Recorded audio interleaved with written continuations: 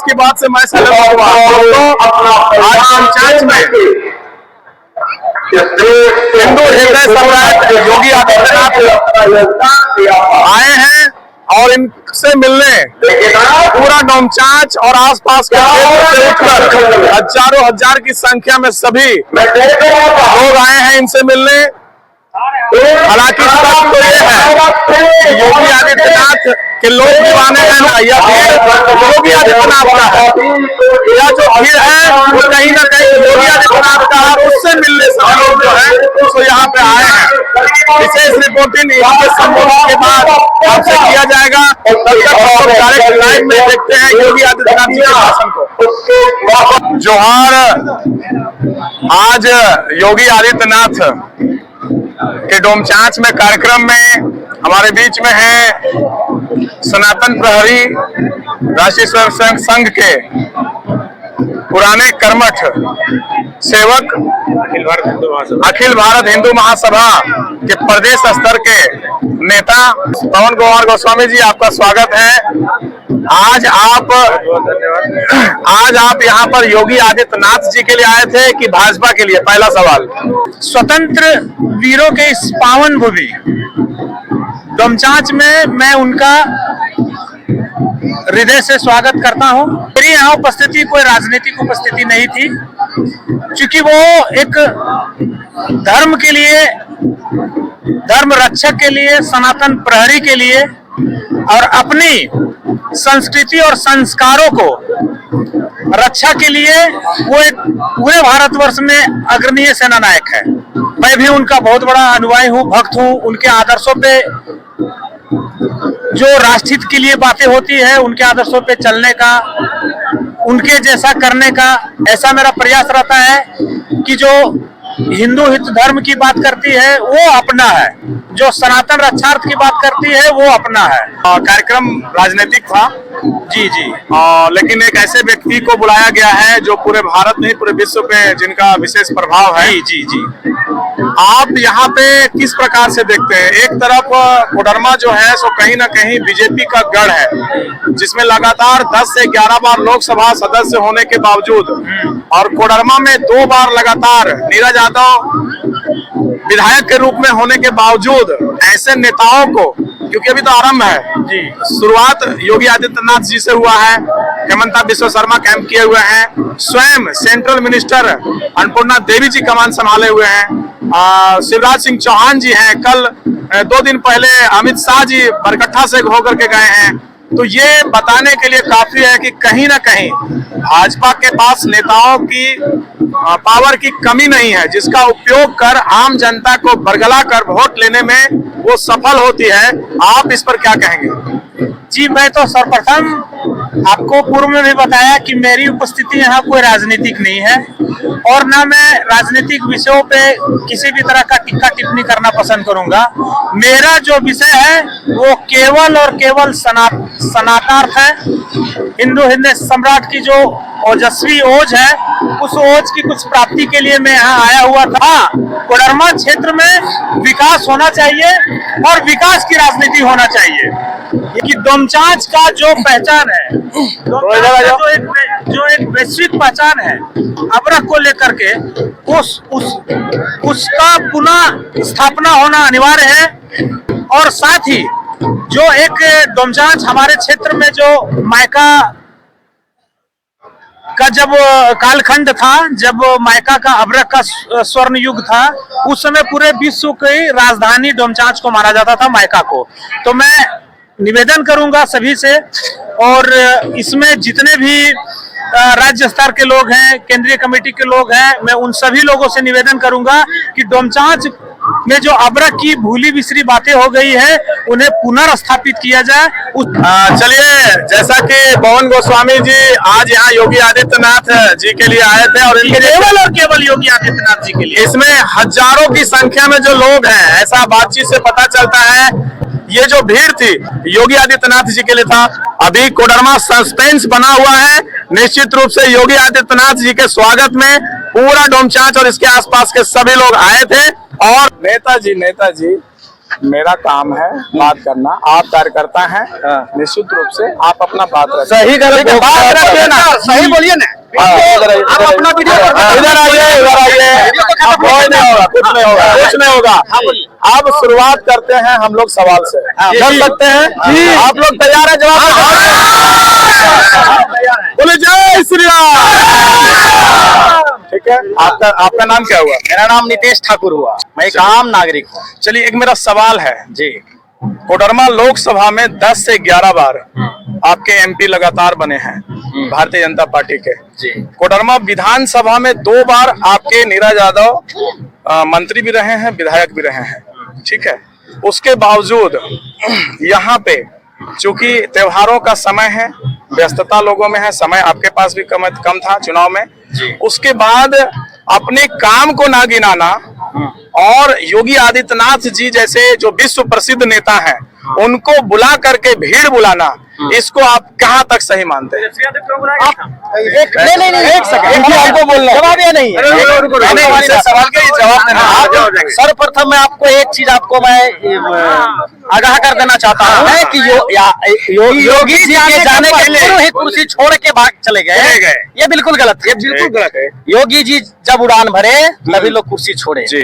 और आपको देखने में ये चीज गलती हुई है कि ये सारे कुर्सी पे बैठे हुए लोग योगी जी के पीछे उनके हेलीकॉप्टर के इर्द गिर्द चले गए, उनके स्वागत में, उनके अलविदा में, ठीक है, अलविदा में कि आप यहाँ से जा रहे हैं इसलिए हम आपको अलविदा कह रहे हैं। योगी जी के अलविदा में, योगी जी के अलविदा में उनको अलविदा बोल रहे हैं कि आप जा रहे हैं, अभी आराम से जाइए,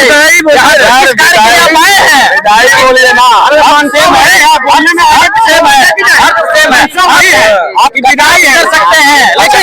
लेकिन भारतीय जनता पार्टी आपने कहा कि 10 साल से यहाँ पे डॉक्टर नीरा यादव विधायक थी और अभी भी है, लगभग 50-55 साल लोकसभा में भी मौका मिला है। हाँ, मिला है, दोनों का। चलिए ठीक है, हमें 10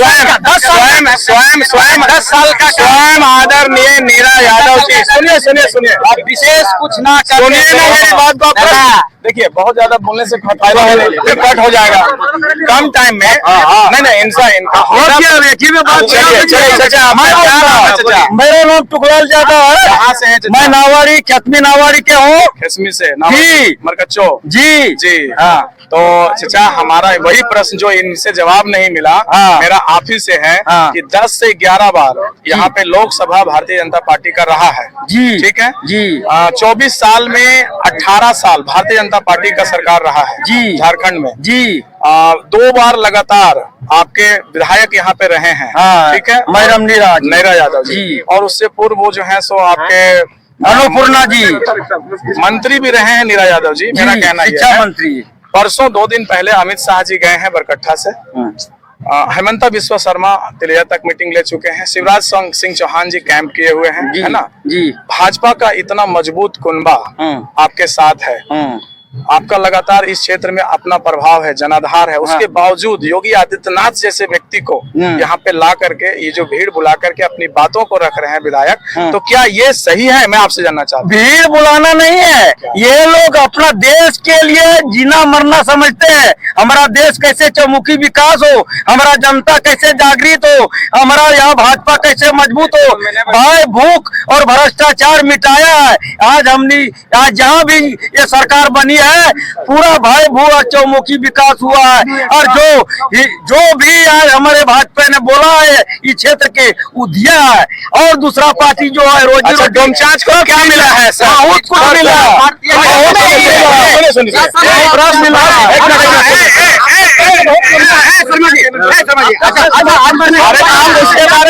उसके बारे में बुराई कीजिए ना जी। क्या बोला था? 2 लाख नौकरी देंगे। सुनिए नौकरी क्या करता है? हमको सलाह देता है, आपने सलाह मुख्यमंत्री क्या बनाओ? तो आप गाली देके बात करेंगे मुख्यमंत्री को?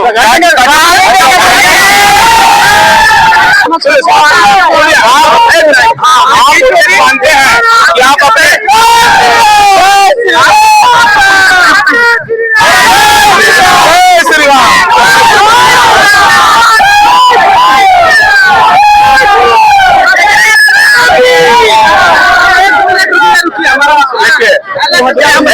सुनो सुनो पहले सुनो,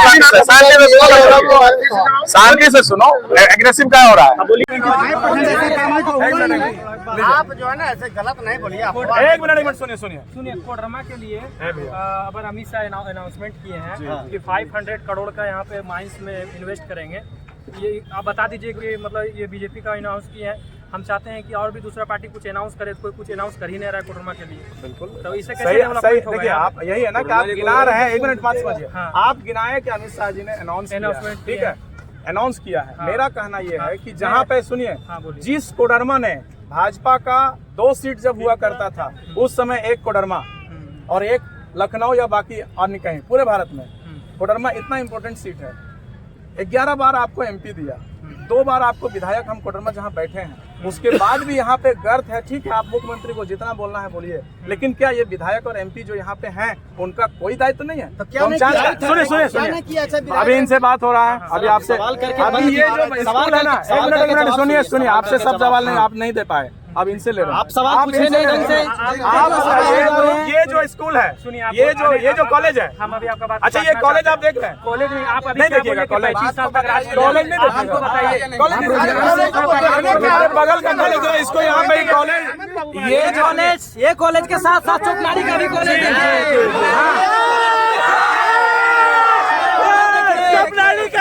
डॉक्टर नीरा यादव के कार्यकाल में पूरा कोडरमा शिक्षा का हब बना है। बिल्कुल किसी के कार्यकाल में नहीं। बिल्कुल। हेमंत सोरेन ने वहाँ से सौतेला व्यवहार कोडरमा पे किया है। जी। ड्यू टू यहाँ सांसद भाजपा, विधायक भाजपा रहने के कारण यहाँ का मूल रोटी को छीनने का काम किया हेमंत सोरेन ने। आपके नेता हमारी कभी बात सड़क पे सुनिए, दिखे संसद में बात किए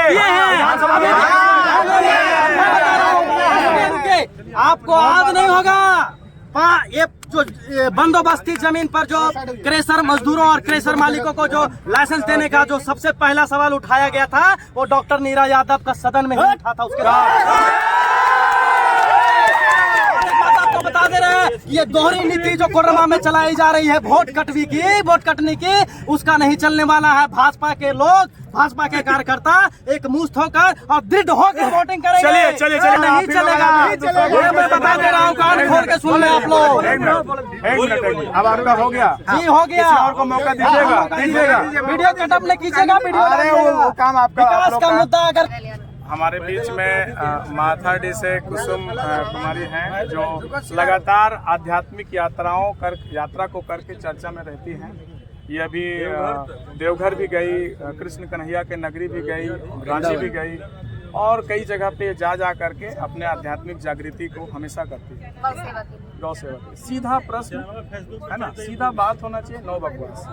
ठीक है, मेरा प्रश्न सिर्फ ये है कि 11 बार यहाँ पे एमपी और 2 बार विधायक डोमचांच ने, और भरपूर बाकी जगह का बात नहीं, लेकिन डोमचांच पूरा झोली भर के भाजपा को वोट दिया। डोमचांच को कुछ मिला है? आप ये बताएं। जहाँ तक कि ये बात अगर बोला जा रहा है, तो पर्सनली लोगों का विकास, यहाँ के लोग चाहते हैं कि पर्सनली विकास हो, है ना, और जो सार्वजनिक रूप से विकास हो रहा है उसे लोग ध्यान नहीं दे रहे। जैसे में अभी देख सकते हैं, जो जे कॉलेज में है वो बीएड हो गया है वहाँ पे, तो वो भी शिक्षा के कार्य में नीरा यादव ने कराए थे। जे कॉलेज का सारा एडमिनिस्ट्रेशन जो हजारीबाग हमारा नजदीक में है, वो अब गिरिडीह चला गया है और वैसा जगह में सेंसिटिव एरिया में है, जहाँ पे एक दिन में आप लौट के नहीं आ सकते हैं। इसका विशेष नुकसान आप लोगों को होना है, विशेष करके बहनों को, जहाँ पे गया है। इसके लिए अभी आंदोलन सुनिए रोक दिया गया था। नहीं, ये सिर्फ अभी कोई कुछ नहीं रुका हुआ है। आपके सुनिए, पूरा बात होना चाहिए। आपका स्टेटमेंट नहीं, मैं बता रहा हूँ जो भी जानकारी है। मैं अगर गलत दे रहा हूँ तो आप काटिएगा। यहाँ पे राज्यपाल के हाथ में वो चीज़ है, यहाँ के स्थानीय विधायक और एमपी उस पर पहल करना चाहिए। क्या किए हैं, नहीं किए हैं, अगर करना था तो अभी तक स्टेटमेंट जारी होना चाहिए ना। आप जब बीएड का एग्जाम का बात किए या पढ़ाई का बात किए, तो मेरा प्रश्न ये है कि जो यहाँ के लाखों बच्चे हैं जो जे कॉलेज से प्रभावित होने वाले हैं, आपके लिए ज्यादा नजदीक हजारीबाग है, विनोबा भावे या गिरिडीह? आप बताएं। हजारीबाग है ना, तो आप भी चाहते हैं ना, दिक्कत हम लोग को होगा है ना। वहाँ और जाने विशेष ऐसा जगह पर किया गया है जहाँ पे महिलाओं को, लड़कियों को ज्यादा दिक्कत होगा।